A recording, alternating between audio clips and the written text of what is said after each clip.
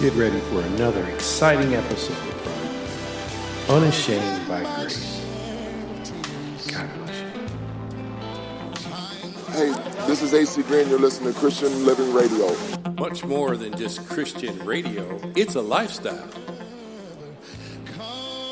Thank you for listening to ChristianLivingRadio.com. This is your guest host, Jeremy Jackson. Mr. Kenyatta is out, or Pastor G is out, doing medical stuff. And we're here with Kristen A. Jenson, just hearing her story. And we've got Miss Joanne Pelcher here from Unashamed by Grace, just giving us a good time of a good phone interview, and just to sit around and talk about all the Unashamed by Grace and Miss Kristen A. Jenson has to talk about. Well, good morning. This is Joanne with Unashamed by Grace here in Arizona. And our mission is not only to help men and their spouses and singles struggling with addiction, but parents contact us all the time. So over the next few weeks, we're devoting the entire show to educating parents and giving them the tools that they need to navigate through this digital age, which is why we are so blessed to have with us today Kristen A. Jenson, who's the author of Good Pictures, Bad Pictures, Porn Proofing Today's Young Kids. And do you know that she cares about your child? She's never met them, but she's made it her life's work to ensure that they're safe. And not only has she written this book for their benefit, but she has even taken her devotion to the justice system to testify and speak to the state senators about the harmful effects of pornography. She recently just gave her testimony in the state of Washington to the senators, and we're going to find out more about that here during the interview. So let us welcome this amazing woman to our show today. So, Kristen, are you there? Yeah. Hi, Joanne. So good to be with you today. Yes, thank you. Thank you so much. Well, I have a lot of questions, so let's just get started here. My first question, obviously, is why did you write a book about pornography for young children? Well, it's not something I ever planned to do, but it all started when I received a late-night phone call from a new friend that I had made, and she told me about her 17-year-old son who had become addicted to pornography unbeknownst to her. And then he had started to imitate what he had been seeing on the screen with his younger siblings.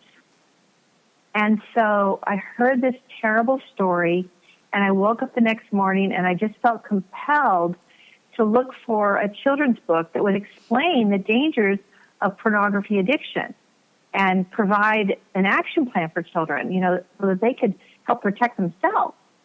But I couldn't find any, so I linked arms with Dr. Gail Pointer, who's a licensed psychologist, and we wrote Good Pictures, Bad Pictures to fill this much-needed resource gap.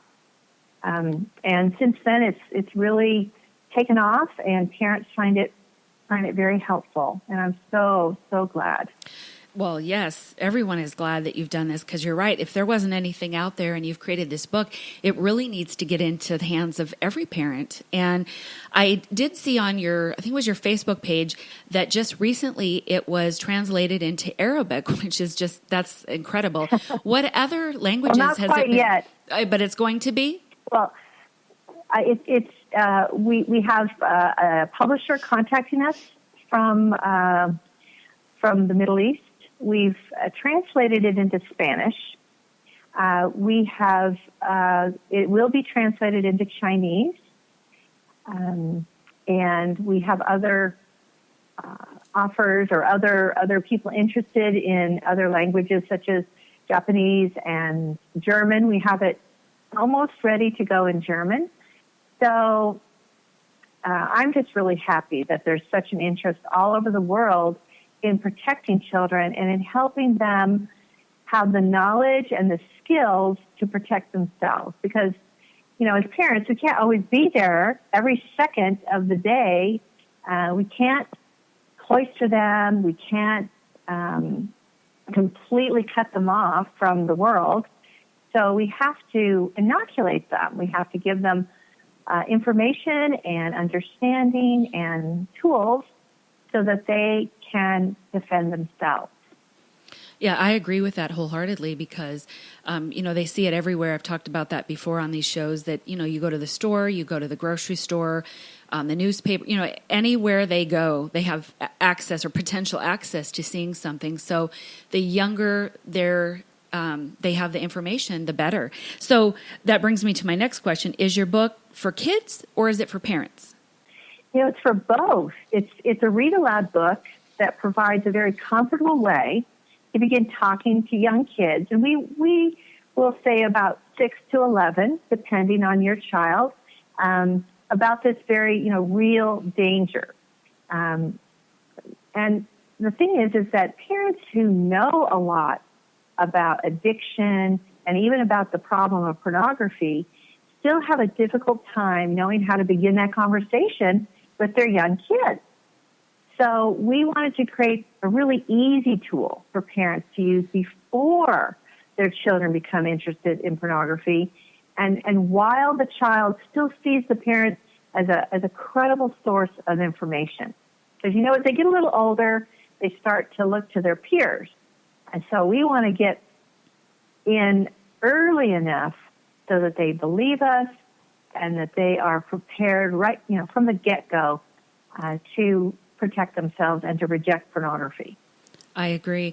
Yeah, I have an 18-year-old son, and, we started very early, not just talking about sexual things, but all things, because I wanted him to know that as parents, we're going to tell him the truth, and because stories that he may hear, on the playground or at a friend's house may be very skewed just based on where the information came from, if it was a friend's older brother or they saw it on a movie. So I told him, we will always tell you the truth. And so if you need an answer, you come to us. And so just throughout the years, I've seen how he does, and he'll even tell people things, and I'm like, he learned that from me. So he's listened, but his heart was prepared from a very early age to trust us. And I see that now as an 18-year-old, still continuing.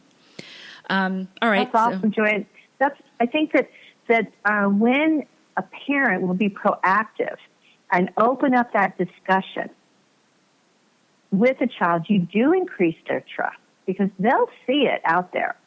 And if you aren't talking to them about it, they'll feel a sense of shame. So you want to be able to, and what I like to say is we need to bring pornography out of the dark where it has power and into the light where our kids have power. So if we do that, and if we set ourselves up as the expert for them, for all the kinds of questions about sex and its counterfeit, which is pornography, then they will trust us, and we will actually have a better, closer, stronger relationship with them. I agree. It's so empowering to them when they have like a definition of pornography, when they know what it is so they can recognize it. Because once you have the vocabulary, you can talk about it. If you don't really have the vocabulary and you don't have permission to talk about it with your parents, most kids keep it a secret.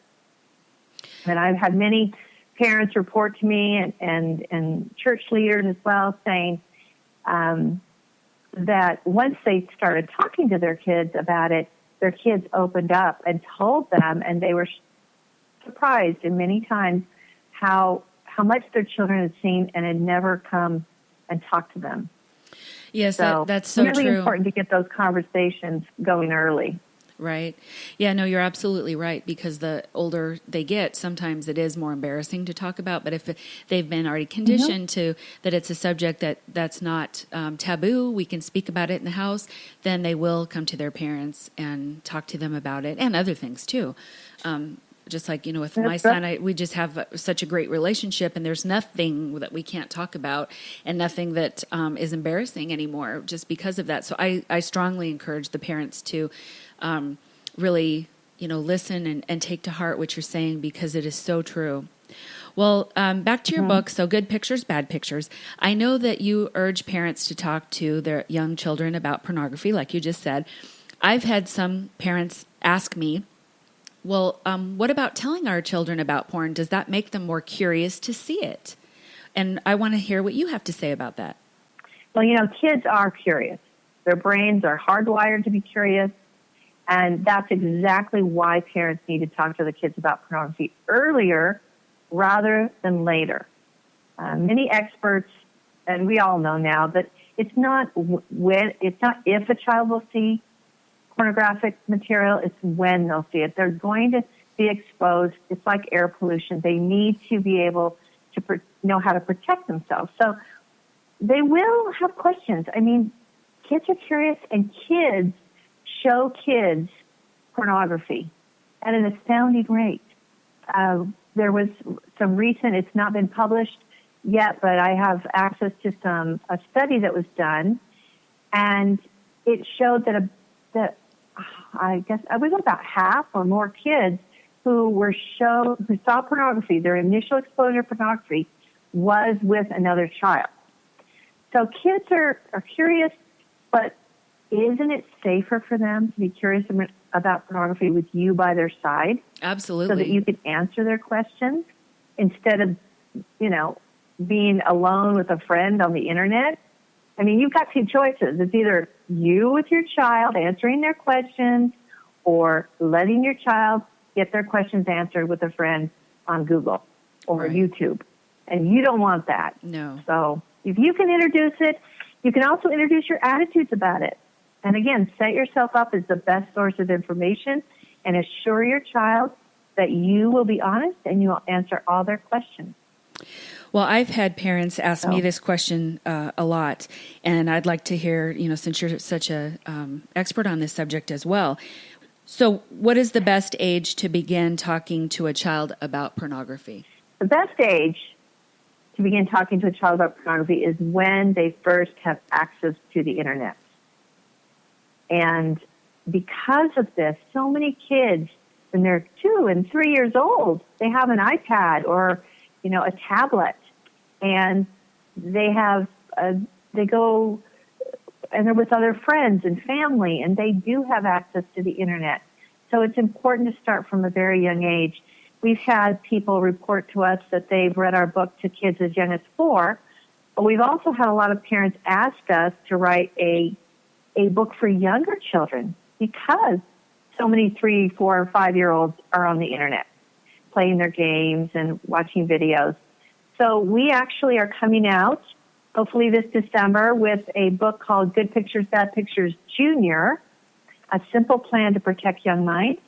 And it's just a very simple picture book, just good pictures though, that helps children understand a very simple definition of pornography, of bad pictures.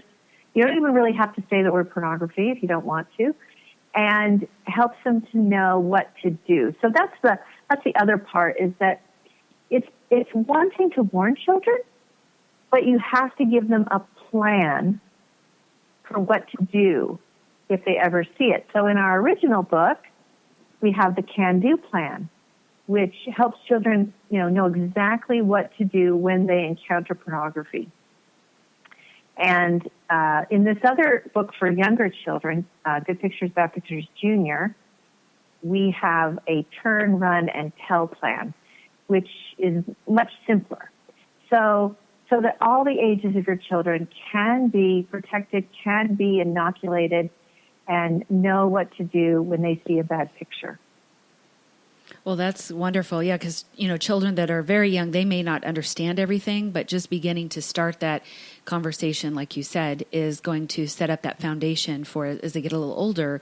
And then pieces of the puzzle all start to fit together and they'll make more sense to them. But so I would also like to know, too, you mentioned about, filters and things like that. We get a lot of questions from parents that say, I didn't put anything on my computer. I didn't put a filter on my phone. My child saw something.